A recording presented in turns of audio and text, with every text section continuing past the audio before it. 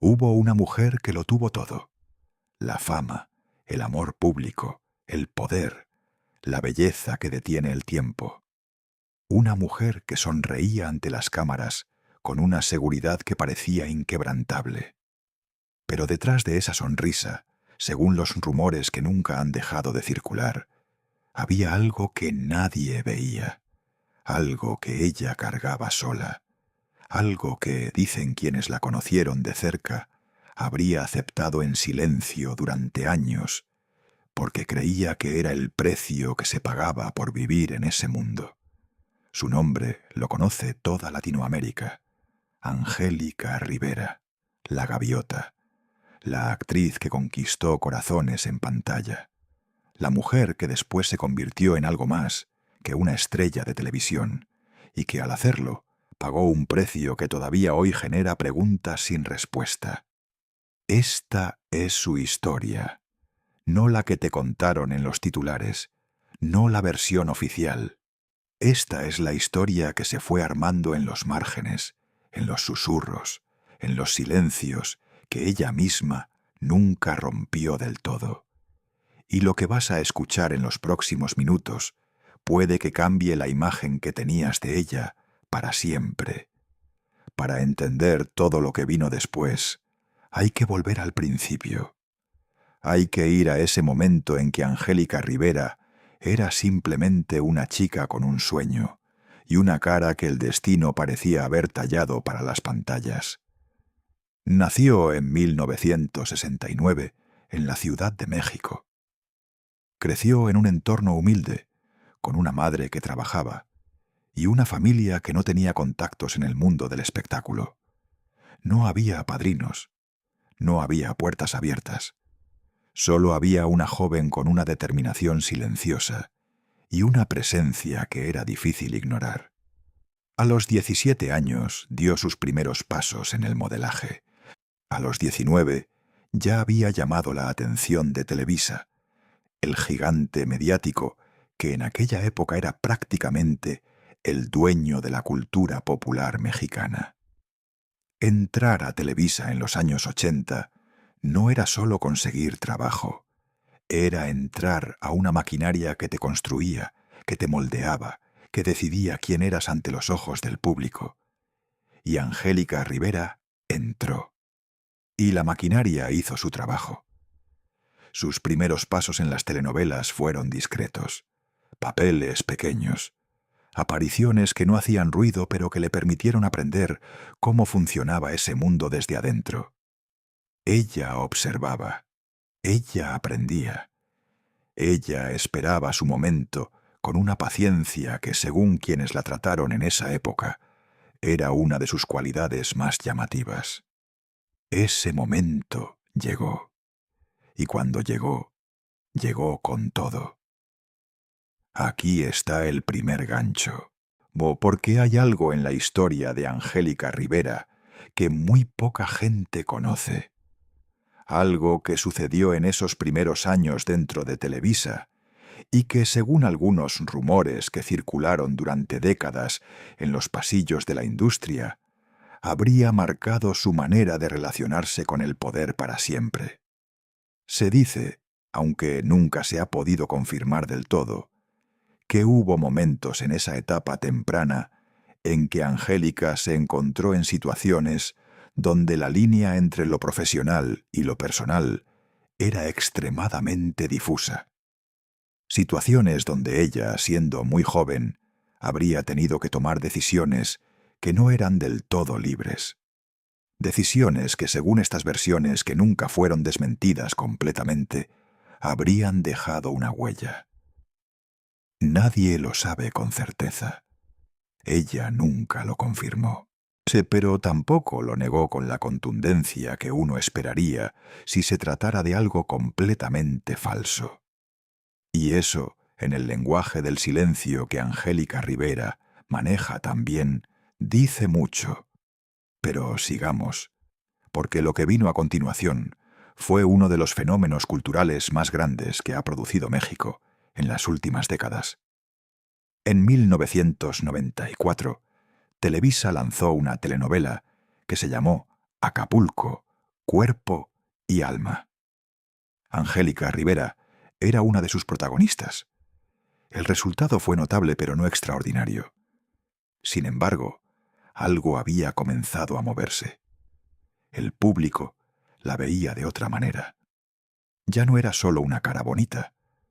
Había algo en su presencia, algo en la manera en que llenaba la pantalla, que empezaba a generar una conexión diferente. Luego vino el premio mayor.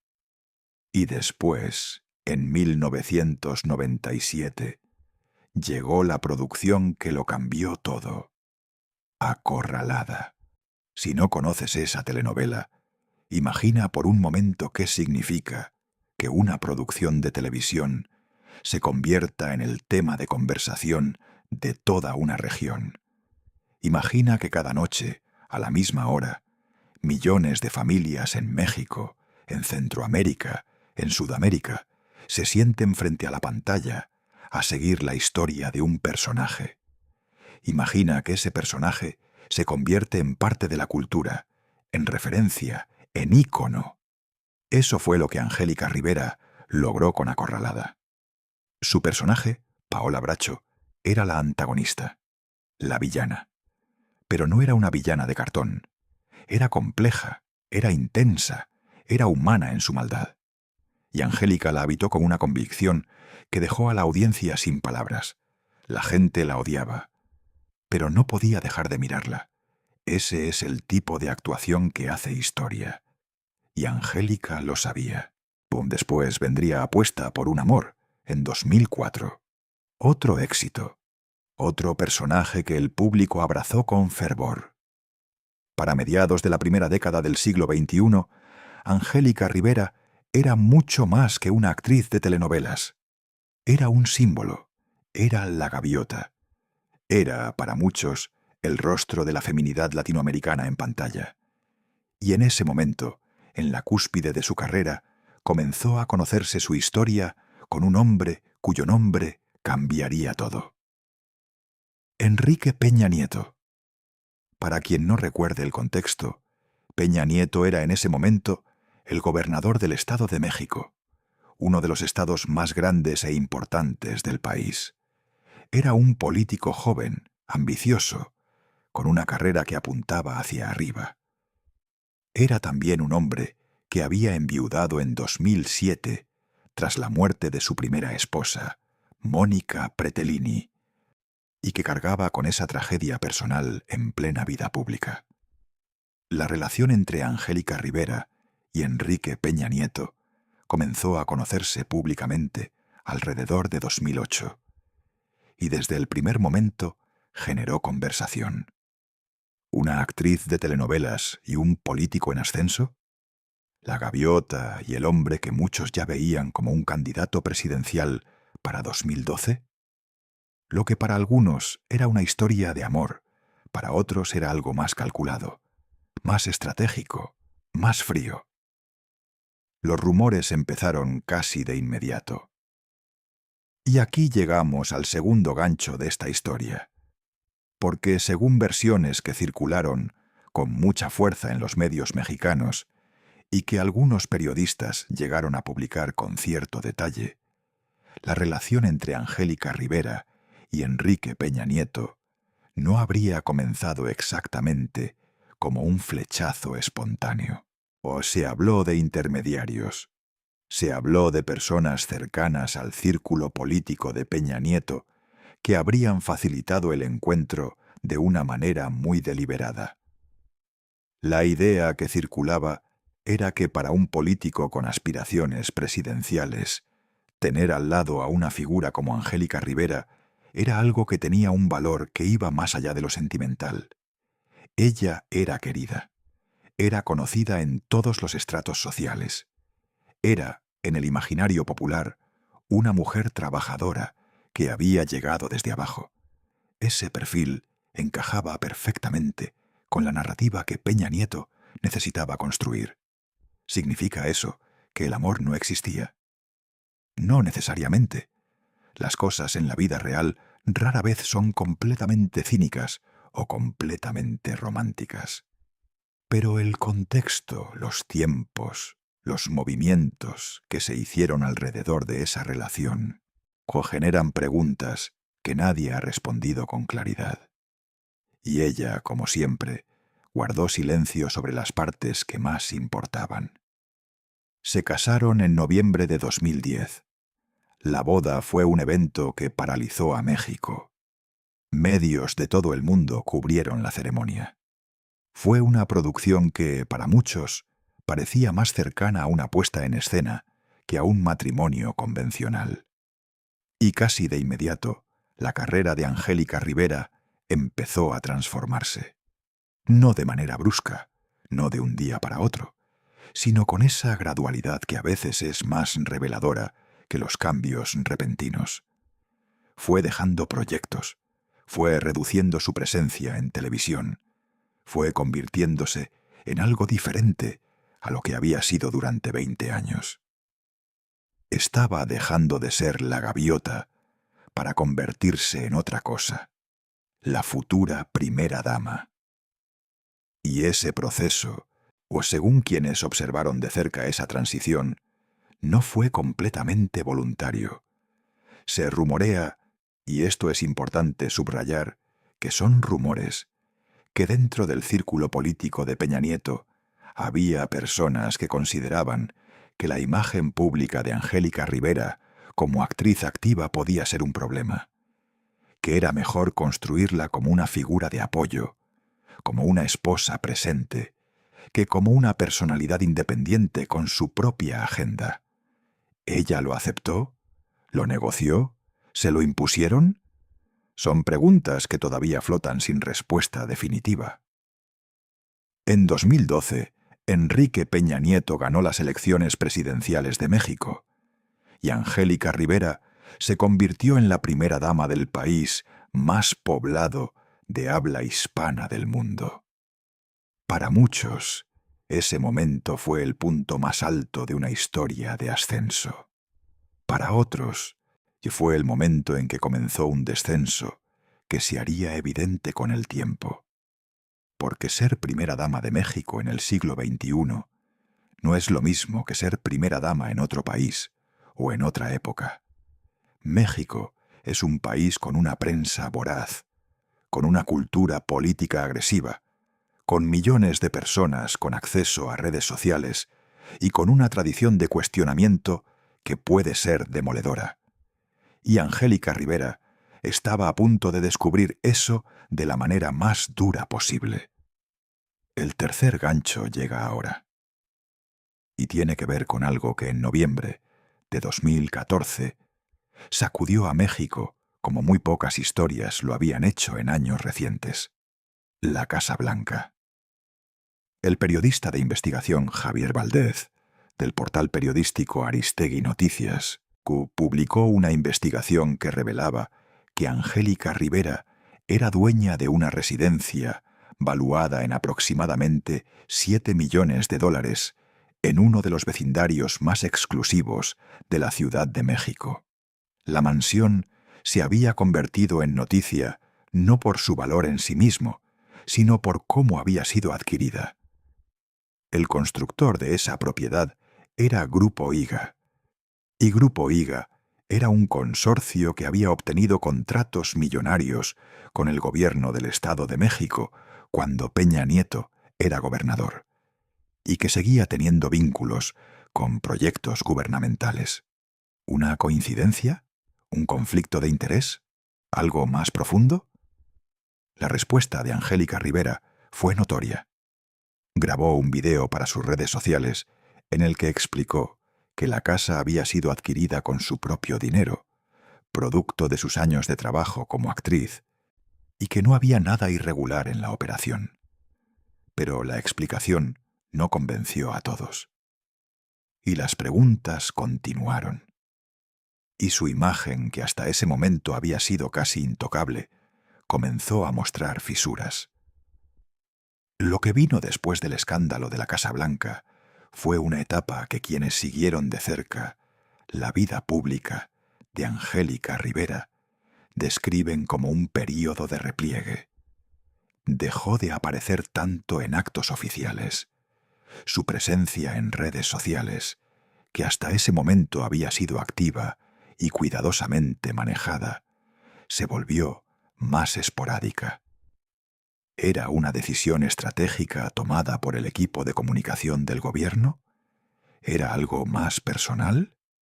¿Había algo ocurriendo en el plano privado que no estaba llegando a los medios? Los rumores comenzaron a multiplicarse. Se habló de distancia en el matrimonio. Se habló de tensiones que habrían surgido no solo por el escándalo público, sino por diferencias más profundas que venían de antes y que el peso de la presidencia habría agudizado. Se habló de una Angélica Rivera que en privado habría expresado a personas cercanas un nivel de agotamiento que iba más allá del cansancio normal. Nadie lo confirmó oficialmente, pero la suma de señales era difícil de ignorar para quien quisiera leerlas. El cuarto gancho tiene que ver con algo que pocas personas conectan, pero que en retrospectiva tiene una importancia que no puede ignorarse. En 2016, Angélica Rivera anunció públicamente que había sido diagnosticada con un problema de salud que requería intervención quirúrgica. El diagnóstico tenía que ver con un tumor en la zona de la columna vertebral.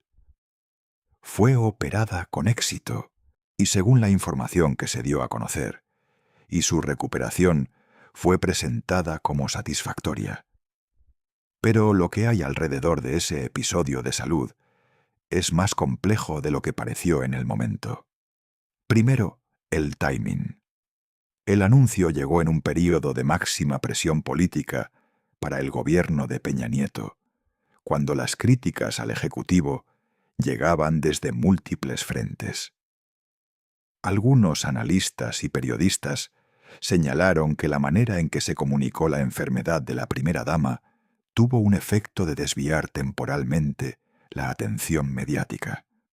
¿Fue intencional? ¿Fue coincidencia?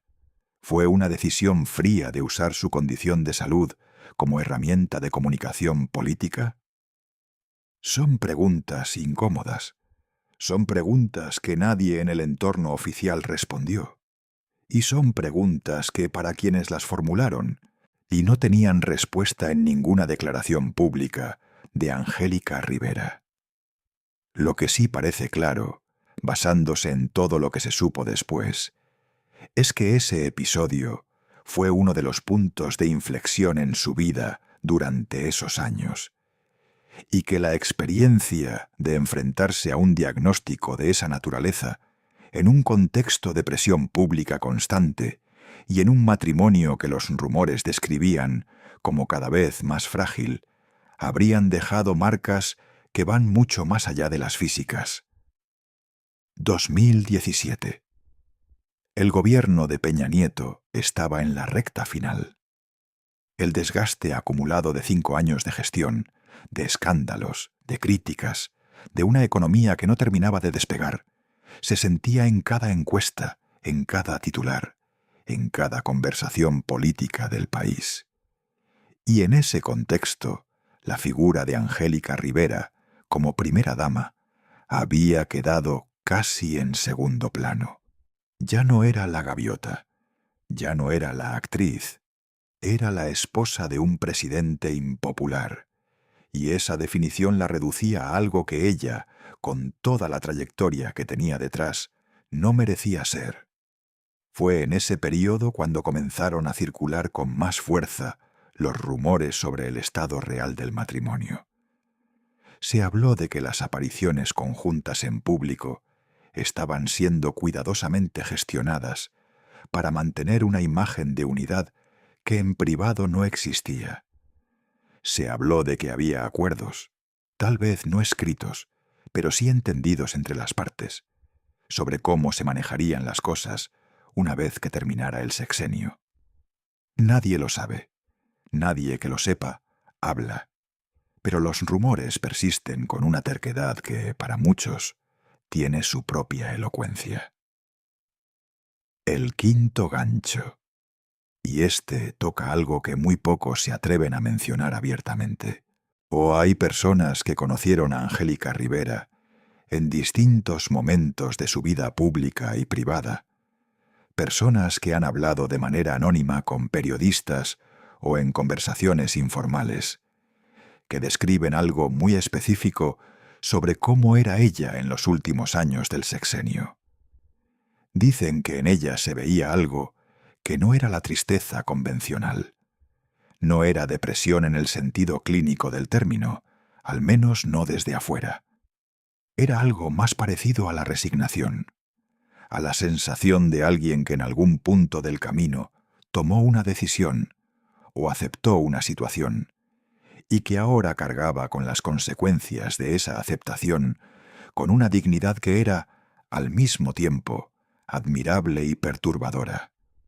La resignación, dicen los que la vieron en esa etapa, no era la de alguien que ha perdido.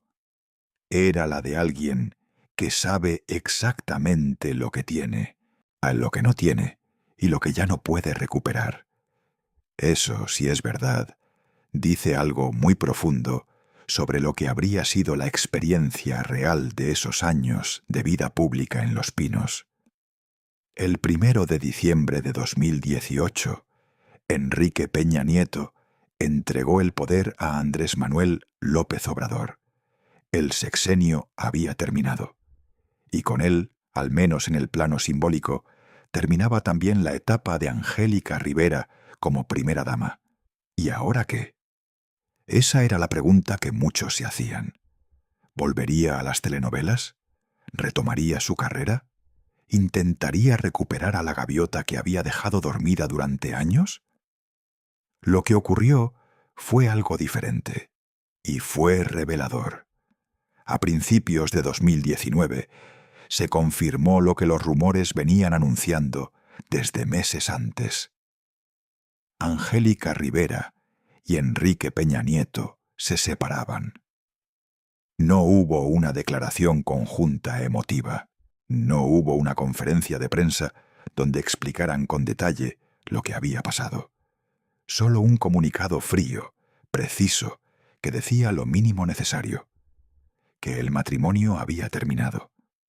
Después se supo que Peña Nieto había comenzado una relación con Tania Ruiz, una modelo mucho más joven. Y esa información llegó con una rapidez que, para muchos, sugería que la relación no había comenzado exactamente después de la separación oficial. El sexto gancho, porque aquí es donde la historia de Angélica Rivera se vuelve más íntima y, en cierta manera, más universal. ¿Qué siente una mujer cuando el hombre por quien abandonó su identidad profesional, por quien dejó de ser la gaviota para convertirse en primera dama, la reemplaza con alguien más joven, con aparente facilidad? Nadie ha escuchado a Angélica Rivera responder esa pregunta. Nunca ha hablado públicamente sobre su divorcio con la profundidad que requeriría para entender realmente cómo la afectó. Pero quienes la conocen hablan, en voz baja, sin poner su nombre. Y lo que dicen sugiere que el impacto de esa ruptura fue más profundo de lo que cualquier comunicado oficial podría transmitir. Se habla de un período de aislamiento, de una Angélica Rivera que redujo drásticamente su círculo social, que se alejó de personas que consideraba parte del mundo que había compartido con Peña Nieto, que atravesó un proceso de redefinición personal que, según estas versiones no confirmadas, fue mucho más doloroso de lo que el mundo exterior podía imaginar. Porque ella no solo había perdido un matrimonio, había perdido años, había perdido una versión de sí misma, y tenía que decidir qué hacer con todo eso. 2019 y 2020 fueron años de silencio casi total para Angélica Rivera en términos mediáticos. La pandemia añadió una capa adicional de distancia entre ella y cualquier intento de escrutinio público. En algún momento de ese período comenzaron a circular versiones sobre su estado de salud. No grandes revelaciones, no diagnósticos públicos, solo detalles dispersos que llegaban a través de fuentes no identificadas, de rumores que corrían en los medios de espectáculos mexicanos, de insinuaciones que se acumulaban sin nunca formar un cuadro completo. Se habló de que los problemas físicos que había enfrentado durante el sexenio habían tenido consecuencias que continuaban afectándola. Se habló de que el estrés acumulado de años de vida pública intensa había pasado una factura que su cuerpo estaba pagando. Se habló de que había momentos en que quienes la veían notaban un cambio en su apariencia que no podía explicarse solo por el paso del tiempo. ¿Qué hay de verdad en todo eso? Es imposible saberlo con certeza. Ella no lo ha dicho, y en ausencia de su voz, los rumores llenan el espacio. El séptimo gancho llega aquí, y tiene que ver con algo que en los últimos años ha vuelto a circular con fuerza en los medios mexicanos de espectáculos y en ciertas publicaciones de análisis político. La pregunta sobre si Angélica Rivera habría sido, en algún momento de su vida pública, como primera dama, víctima de una forma de control que va más allá de lo que se suele reconocer abiertamente en esos entornos. No se trata de acusaciones concretas. Se trata de un patrón que algunas periodistas especializadas en género y poder han señalado al analizar su historia. Un patrón que incluye el abandono de la carrera propia, la subordinación de la identidad personal a la narrativa del esposo, la gestión de situaciones públicas comprometedoras, sin aparente espacio para la disidencia, y el silencio mantenido con una consistencia que parece más entrenada que natural. ¿Es eso lo que ocurrió? ¿O es una lectura que proyecta sobre su historia una narrativa que no corresponde a su experiencia real? Ella podría responder esa pregunta, solo ella, y todavía no lo ha hecho. Hoy, en 2025, Angélica Rivera tiene 55 años. Ha dado algunos pasos hacia la vida pública sin llegar a dar el paso definitivo de regresar por completo al foco mediático. O ha aparecido en algunas publicaciones en redes sociales. Ha dejado ver imágenes de una vida que parece más tranquila, más personal, más alejada del ruido que caracterizó la década anterior. Pero no ha vuelto a actuar. No ha regresado a la televisión. No ha dado la entrevista que muchos esperan desde hace años, esa en la que ella hablaría con su propia voz sobre todo lo que vivió, sobre lo que sintió, sobre lo que habría aceptado en silencio y sobre lo que le costó aceptarlo. Esa entrevista no existe, y su ausencia es en sí misma una declaración. El octavo gancho, el último, no es una revelación, no es un dato nuevo, es una pregunta que al formularse resume todo lo que esta historia contiene. ¿Fue Angélica Rivera una mujer que eligió libremente cada uno de los pasos que dio? ¿O fue, o en alguna medida que nunca se ha podido determinar con precisión, una mujer que se encontró dentro de un sistema en el que las elecciones no eran tan libres como parecían desde afuera? Nadie lo sabe con certeza, ni los que la critican, ni los que la defienden, ni los que la admiran, ni los que la cuestionan. Y tal vez esa sea la parte más honesta que puede decirse sobre Angélica Rivera, que su historia, como la de tantas mujeres que han existido en la intersección entre el mundo del espectáculo y el poder político, es una historia que no tiene respuesta fácil, que tiene capas, que tiene sombras, que tiene momentos que brillan y momentos que duelen, que fue una mujer extraordinaria en muchos sentidos, y que fue, en otros sentidos que sólo ella conoce completamente, una mujer que cargó con cosas que nadie debería cargar solo. La gaviota nunca regresó del todo. Angélica Rivera sigue aquí, en algún lugar entre quien era y quien decidió ser, o quien le dejaron ser, o ambas cosas al mismo tiempo. Y ese espacio intermedio, ese silencio que ella protege con tanta consistencia, es donde viven todas las preguntas que todavía no tienen respuesta.